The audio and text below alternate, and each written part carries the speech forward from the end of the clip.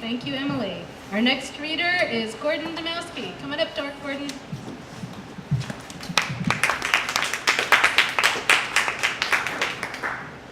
Okay, thank you. Can everyone hear me? Okay, that's it. I will be reading from my story, When Angels Fall, in the anthology Dreamer Syndrome, New World Navigation. The premise is everyone wakes up one day dressed as their childhood dream. And When Angels Fall is about a screenwriter who wakes up in the guise of a private detective. This story takes place after that. Nothing really kills a morning like walking into your office and finding an angel's corpse on the floor. Step inside, Mr. Brent. A blonde-haired gentleman dressed in immaculate white beckoned me. He gave off an eerie glow in the early morning light which nearly blinded me. Hanging my trench coat on the nearby rack, I went back and sat at my desk. After refusing my offer of a chair, the white-clad gentleman stood over my desk. My workspace was nearly 70 years out of date. Conventional typewriter, pencil cup, and ceramic coffee mug. Only a small rack of business cards with John Brandt, private investigator, printed in bold black letters, removed the hint of anonymity. Looking up, I noticed the gentleman staring at me with dark obsidian eyes, oblivious to the twisted mass of purple lying behind him. Pyramids, Celestial Brigade. Oh, I responded, I thought you were Betty Grable. Angels aren't really alive in the human sense. They don't eat, they don't breathe, and they don't care about other beings. Having a card-carrying member of the Celestial Brigade, the heavenly equivalent of the LAPD, although not as trustworthy, turned this from creepy to a poor idea for a buddy cop movie, the kind of script I would have doctored in the past. But if the Celestial Brigade came, it meant either I was in trouble, or hopefully I was finally going to get some paid work. Either way, I was cautiously optimistic. Yannick Branatok, born in Wisconsin, moved out to Los Angeles 20 years ago to become a writer after legally changing her name to John Brandt. So says the Writers Guild. Hoping to hide my dread, I pointed towards the corpse. I hope you don't think...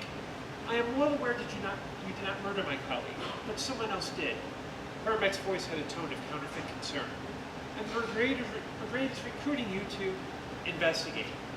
You do realize I've done more procrastinating than investigating these past few months.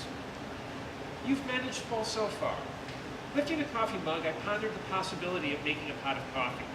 Deciding angels didn't drink coffee, I placed the cup back on the desk. Only one problem. No paying clients. Recent events have complicated matters. Hermex's voice took on a sour tone. But you humans are adjusting well. You show particular promise, Mr. Brandt, which is why we seek your assistance. This assignment may entail visiting places that we divine constructs cannot. You know, here's a hint for dealing with humans. We hate language like divine constructs. Makes us think you're painting targets on our backs. Confused for a moment, Hermix regained his composure, and his face seemed to indicate understanding. Oh, I see, no, we are not setting you up. In fact, as Hermix reached under his lapel, I flinched slightly, expecting to pull out a gun, or a flaming sword, or even the holy hand grenade of Antioch. Removing the small bound rectangular bundle, he placed it on the desk in front of me.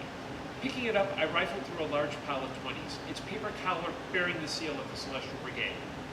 Although I had doubts, I removed several 20s and placed them in my pants pocket, locking the rest in a drawer. Now, at the very least, I had walking around money, and could later buy casual clothing to keep the shirts, ties, and suits in my closet company. To answer your question, Paramex lectured, when angels fall, it is not like humans. I really hadn't wondered, but I wasn't going to argue if you needed to share. We are also reaching out to your partner. Paramex's voice lowered in condescension. As Paramex turned to leave, the phone on my desk rang. Picking up the heavy Bakelite receiver to alleviate the clanging bell, I put it to my ear and said hello.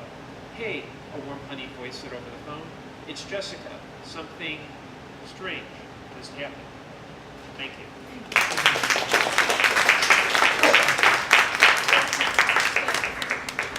So I'm going to ask Mary Robinette Cole to come on up, and Gordon's going to talk for a minute about Chicago Nerd Social Club, and Mary's going to talk about SLF. Okay. Here, let me go get my notes very quickly. Sorry. I changed up the order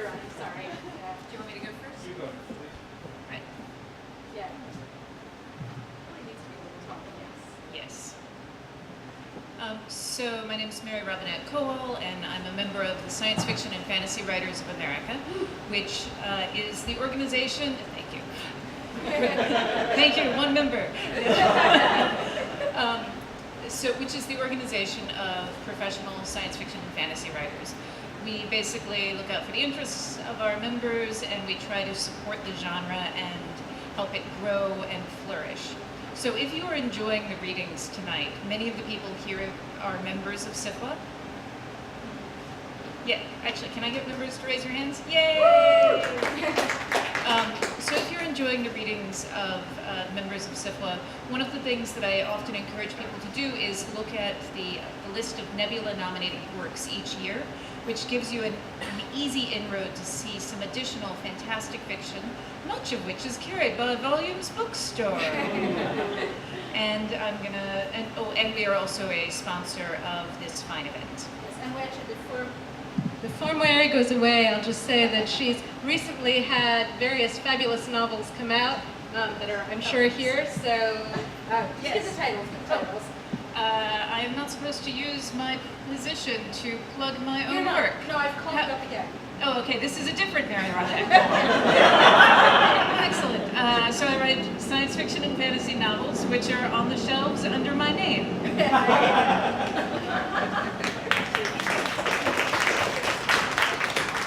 Okay, I'm still Gordon Dymowski. I'm here actually filling in for Mishi Troda, who is president of the Chicago Nerd Social Club. And I am a former board member of the Chicago Nerd Social Club. Chicago Nerd Social Club is a group that believes that anyone gets to be a nerd or a geek.